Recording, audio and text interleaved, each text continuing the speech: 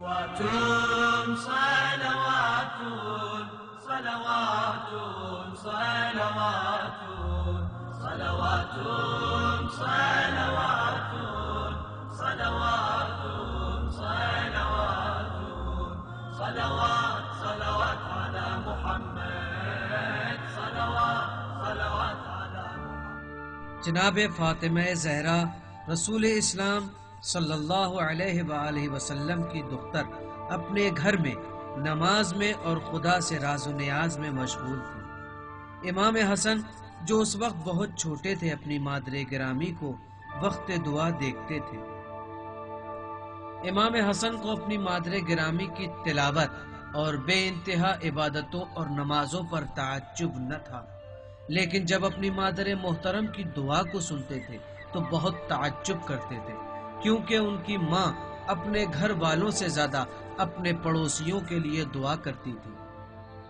بعد اس کے کہ جناب زہرا اپنی نماز کو تمام کرتی، امام حسن ان کے قریب پہنچے اور کہا: مادر جان، میں نے آپ کی دعاؤں میں ایک عجیب چیز کو محسوس کیا.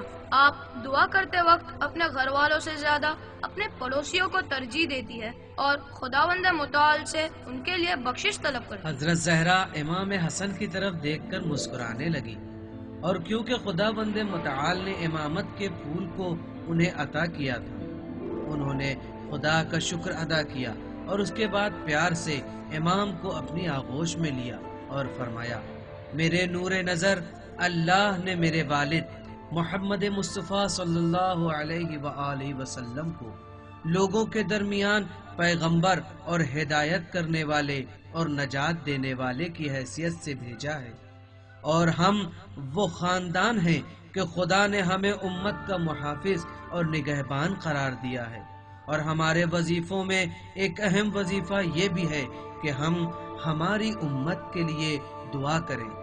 اے میرے لال، میں نے پیغمبر اسلام کو یہ کہتے سنا کہ انہوں نے فرمایا: پہلے ہمسائے پھر گھر والے.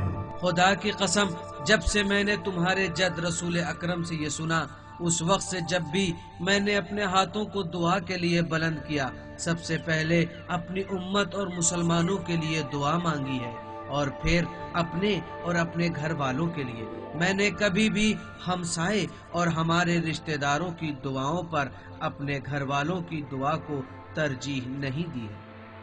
مادر گرامی، خدا تمہیں جزائے خیر عطا کرے. قسم اس خدا کی جس نے پیغمبر کو مبعوث کیا کہ آپ تمام عالم کی عورتوں کی سردار ہیں. میری خوش نصیبی ہے کہ فاطمۃ الزہرا جو دختر پیغمبر ہے میری مادر گرامی ہے. جب امام حسن اور ان کی ماں کے درمیان میں جو باتیں ہو رہی تھی ختم ہوئی، جناب فاطمہ زہرا صلوات اللہ علیہا پھر سے اپنی نماز اور عبادت میں مشغول ہو گئی. صلوات صلوات صلوات